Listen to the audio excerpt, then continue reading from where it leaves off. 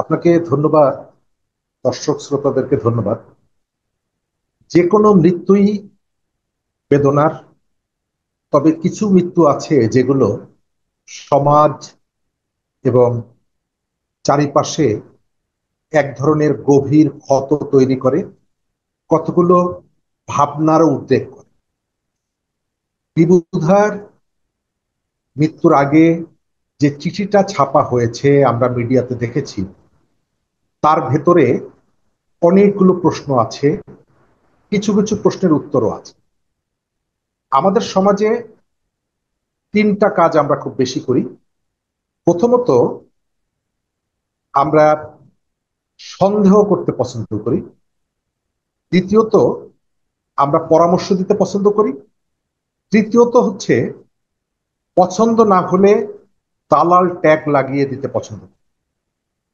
বিভুধা কিভাবে মারা গেছেন এটা নিয়ে এক ধরনের সন্দেহ তৈরি হচ্ছে। তবে আমি, আমার পর্যবেক্ষণ, তিনি তার লেখার শেষ লাইনে যেটা বলেছেন, সারা জীবন প্রায় 40-50 বছর ধরে যিনি লিখছেন, তিনি একটা লেখার শেষে যে লাইনটা বলেছেন, এটাই সম্ভবত আমার শেষ লেখা। তো এর ভেতর থেকে তার মৃত্যু সম্পর্কে আমার কাছে একটা মেসেজ এসেছে।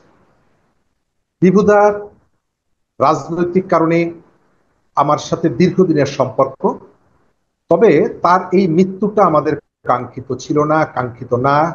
অন্য কারোই এইভাবে মৃত্যু আমাদের কাঙ্ক্ষিত।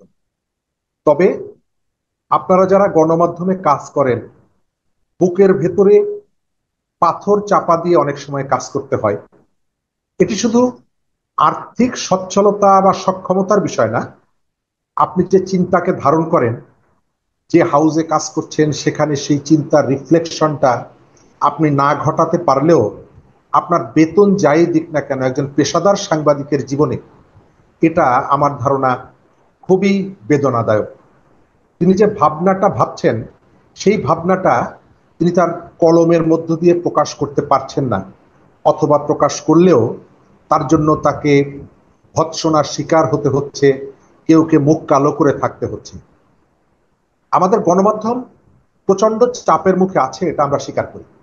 তবে বিভুদার লেখার মধ্যে আমি একটা জায়গা অ্যাড্রেস করব, যে সাংবাদিকদের, তারা তো বৈষম্যের বিরুদ্ধে কথা বলেন, বৈষম্যের বিরুদ্ধে লেখেন, কলম ধরেন, কিন্তু তার একটা লাইন, যে আমার বিভাগের প্রধান যে কয় টাকা বেতন পান, আমি যদি ওই কয় টাকা বেতন পেতাম। অর্থাৎ আসলে আপনি দীর্ঘদিন প্রিন্ট মিডিয়ায় কাজ করেছেন, একটা হাউজের মধ্যে এই যে বৈষম্যের জায়গাটা, আমার মনে হয় রাষ্ট্রীয় জীবনে যে বৈষম্য, সেগুলো আপনি চাইলেই দূর করতে পারেন না, অনেক পলিসির কারণে, অনেক কিছুর কারণে।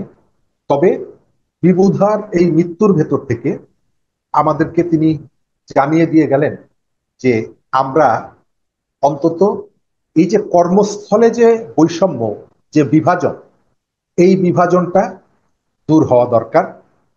আহ, আপনি দেখেছেন এর মধ্যে যে রাজনীতিতে আগামী নির্বাচনের আগে শর্ত হিসেবে যে সমস্ত সংস্কারের কথা বলা হয়েছিল, সেই সংস্কারের মধ্যে একটা বিষয় জুলাই সনদ নিয়ে বেশ বিতর্ক হচ্ছে। এনসিপি একটা দৃঢ় অবস্থানে আছে, আবার জুলাই সনদের নিয়ে জামাতে ইসলামী তারাও একটা প্রসঙ্গ তুলছে, এটা কিভাবে কি করতে হবে। এবং বিএনপি বলছে যে এটাকে কোনোভাবেই, এর দুটো প্রসঙ্গ নিয়ে তারা তো খুব স্পষ্টভাবে প্রতিবাদ করছে যে একটা, এটাকে মানে সংবিধানের উপরে স্থান দেওয়া যাবে না, অথবা এটাকে নিয়ে কোনো মানে আদালতে প্রশ্ন না করার যে মানে শর্ত, সেটাও তারা মানতে রাজি হচ্ছে না। তো এই সব মিলিয়ে জুলাই সনদের ভবিষ্যৎ নিয়ে আপনি আপনি কি ভাবছেন? প্রথমত আমি আমার ওপিনিয়নটা দিই, একটা দেশের সংবিধানের থেকে বড় কোনো কিছু হতে পারে না। যারা জুলাই সনদকে সংবিধানের উপরে স্থান দিতে চান, তাদের মধ্যে একটা খারাপ মতলব আছে। আমরা গত জুলাইয়ের পর থেকে দেখতে পাচ্ছি জুলাইয়ের স্পিরিটটাকে ভিন্ন দিকে নিয়ে যাওয়া, এবং স্পষ্ট করে দেখতে পাচ্ছি মুক্তিযুদ্ধের কাউন্টার হিসাবে এটিকে প্রতিষ্ঠা করার একটা চেষ্টা আছে। আমরা এই বিষয়ে যেই অবস্থান নিক, যারা মুক্তিযুদ্ধকে ছোট করতে চাইবেন আমরা তাদের বিপক্ষে। আমরা জুলাইয়ের একটা ঘোষণা দরকার, এটাকে স্বীকার করি, অস্বীকার করা যাবে না। জুলাই আমাদের রাজনীতিতে, আমাদের জীবনে, রাষ্ট্রীয় জীবনে একটা বিরাট প্রভাব তৈরি করেছে, তাৎপর্য তৈরি করেছে, এবং জুলাইয়ের আলোয় আমাদেরকে এগিয়ে যেতে হবে। কিন্তু কোনোভাবেই বাংলাদেশের সৃষ্টি মহান মুক্তিযুদ্ধের প্যারালাল অথবা তার প্রতিদ্বন্দ্বী এটিকে তৈরি করা যাবে না। এনসিপির যেটি বলেছেন, এনসিপি এখন পর্যন্ত নিবন্ধন পায়নি, অনিবন্ধিত একটি দল। কিন্তু দেখা যাচ্ছে এনসিপি চাইছে তারা যেভাবে বলবে সমস্ত রাজনৈতিক দলগুলো তাদের কথা অনুযায়ী চলতে হবে। আপনার খেয়াল রাখা দরকার, এনসিপি কিন্তু 1 বছর আগে, গত বছরের জুলাই মাসে তার যে আবেদন ছিল যে এই শিক্ষার্থীদের, সেই আবেদনটা এখন নেই। রাজনৈতিক দল গঠনের প্রক্রিয়ার ভেতর থেকে তাকে প্রতিযোগিতা এবং প্রতিদ্বন্দ্বিতা করতে হবে অন্যান্য রাজনৈতিক দলগুলোর সঙ্গে। সে আমাদের যে স্নেহের জায়গায় ছিল, ভালোবাসার জায়গায় ছিল, শ্রদ্ধার জায়গায় ছিল, এখন সেই শ্রদ্ধাটা পাবে না এই কারণে যে সে একটা নির্দিষ্ট মতাদর্শ নিয়ে রাজনীতির মাঠে প্রতিযোগিতা করতে এসেছে। সুতরাং তাকে প্রতিযোগিতায় টিকতে হবে, প্রতিযোগিতা করতে হবে। কিন্তু দেখা যাচ্ছে তারা যেভাবে হুমকি দিচ্ছে, জুলাই অনুযায়ী নির্বাচন না হলে সেই নির্বাচনে আমরা অংশগ্রহণ করব না, আমার ধারণা তাদেরকে নিবন্ধন দেওয়া হবে। কিন্তু তাদের যে শক্তি, সামর্থ্য, জনসমর্থন, সেখানে তারা নির্বাচনে অংশগ্রহণ না করলে নির্বাচনের ফলাফলে যে খুব বেশি প্রভাব পড়বে আমি এটি মনে করি না। তবে গণঅভ্যুত্থানের মেইন স্টেক হোল্ডারদের একটা অংশ হিসাবে আমরা অবশ্যই চাই তারা নির্বাচনে অংশগ্রহণ করুক। নির্বাচনকে বিলম্বিত করা অথবা এটিকে কতগুলো চ্যালেঞ্জের মুখে ফেলে দেওয়ার একটা প্রবণতা আছে। জামাতের পক্ষ থেকেও বলা হচ্ছে যে আমরাও এই অবস্থা হলে নির্বাচনে অংশগ্রহণ করব না, কি পিআর লাগবে। আচ্ছা, বিএনপি যদি বলে যে পিআর দিলে আমরা নির্বাচনে যাব না, তাহলে সংকটটা আরো ঘনীভূত হবে। হুম। আমরা আশা করি বিএনপি বড় দল হিসাবে এই ভূমিকাটা বিএনপি নেবে না, কারণ তার একটা রেসপন্সিবিলিটি আছে। আমরা এই যে অনড় অবস্থা, এই অনড় অবস্থা আমরা যেতে চাই না, এবং জি। এটি না হলে সেটি, সেটি না হলে এটি না করে জুলাইকে ধারণ করে যতটুকু একমত হওয়া যায় ওই পয়েন্টে ডক্টর মোহাম্মদ ইউনূস কিন্তু বলেছিলেন যে সবাই সব বিষয়ে একমত হবেন না, যতগুলো জায়গায় একমত হওয়া যায় সেগুলোকে ধরে আমরা সামনের দিকে যাব। নির্বাচন ও ম্যানিফেস্টোতে আপনি দেওয়ার সুযোগ আছে যে আমাকে যদি নির্বাচিত করেন তাহলে এই কাজগুলো আমি করব। কিন্তু এনসিপি এবং জামাতের ভিতরে একটি প্রবণতা দেখা যাচ্ছে, নির্বাচনের আগেই তারা সবকিছুই শেষ করে ফেলতে চায়। যারা জি, ক্ষমতায় যাবে বুঝতে বলছে পেরেছি। দুটো হ্যাঁ। পক্ষই, হুম, তাদের হুম। এই মনোভাবটা কেন আমার কাছে সন্দেহ হয়। আমরা জুলাইয়ের অভ্যুত্থানে যারা সামনের কাতারে ছিলেন, অংশ নিয়েছেন, তারা কেউ ভবিষ্যতে কোনো রাজনৈতিক নিপীড়নের শিকার হন, আমরা এটি চাই না। আপনি যদি জনগণের মতামত ওন করেন, সংবিধানের বাধ্যবাধকতা দিয়ে না, আপনার আপনাকে নিরাপত্তা দেবে জনগণ। আমরা এই ধরনের একটা অনড় অবস্থায় বাংলাদেশের নির্বাচনটা চলে যাক, এটা আমরা চাই না। নির্বাচন নিয়ে একটা বিতর্ক কিন্তু ইদানিং খুব শোনা যাচ্ছে। যদিও ডক্টর ইউনূস নিজে বলেছেন যে ফেব্রুয়ারিতে নির্বাচন হবে, তবুও যেন মানুষ তার উপর আস্থা রাখতে পারছে না। এই অনাস্থাটা কেন?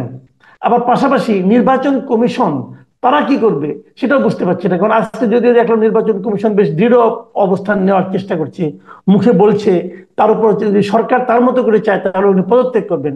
তো এটাই বা বলার দরকার পড়ছে কেন? গতকালকে ইসি এবং ভিসি দুজনে, দুটো ঢাকা ইউনিভার্সিটি, তারা রহস্যজনক দুটো বক্তব্য দিয়ে রাজনীতির মাঠকে হঠাৎ করে উত্তপ্ত করে। সরকারকে মানুষ বিশ্বাস করছে না, তার কারণ হলো সরকার প্রচুর ধোঁকাবাজি করেছে এই 1 বছর। আমরা তাদের কাছে যে ধরনের স্বচ্ছতা আশা করেছিলাম সেই স্বচ্ছতা আমরা দেখতে পাচ্ছি।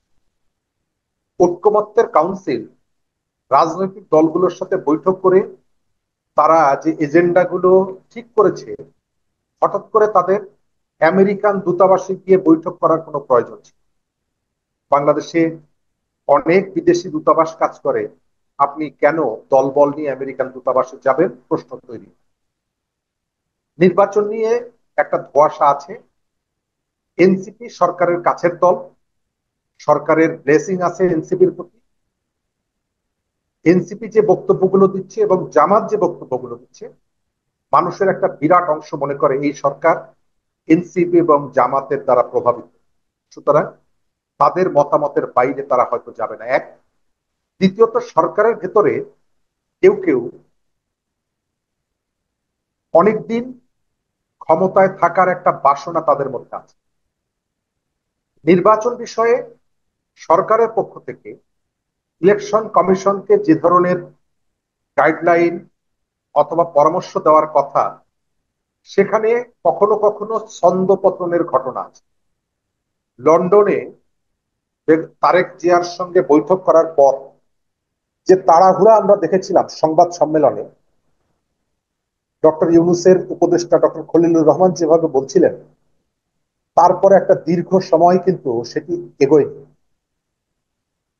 প্রধান উপদেষ্টার সাথে নির্বাচন কমিশনার বৈঠক করার পর, দেখা করার পর তিনি বলেছেন নির্বাচন নিয়ে আমাদের কোনো কথা হয়, যদিও সবথেকে গুরুত্বপূর্ণ বিষয় ছিল ইলেকশন সম্পর্কে আলোচনা।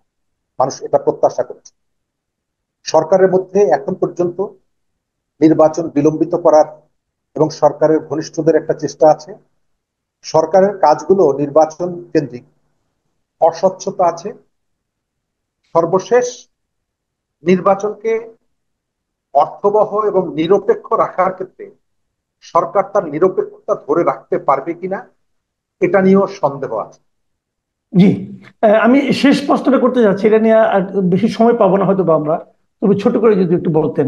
সেটা হলো যে আমরা দেখছি যে পাকিস্তানের পররাষ্ট্রমন্ত্রী আমাদের এখানে এই যে সফর করছেন, এবং এটা অনেকের কাছে খুবই গুরুত্বপূর্ণ বলে মনে করছেন এবং সিগনিফিকেন্ট মনে হচ্ছে। আপনি এর পেছনে কি কোনো রাজনীতিবিদ দেখছেন কিনা?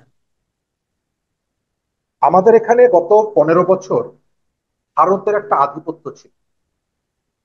অন্যায় অযৌক্তিক ভাবে আমরা ভারতকে অনেকভাবে সুবিধা দিয়েছি, বিনিময়ে তাদের রাজনৈতিক সাপোর্টটা আমরা নিয়েছি, আওয়ামী লীগ দিয়েছি।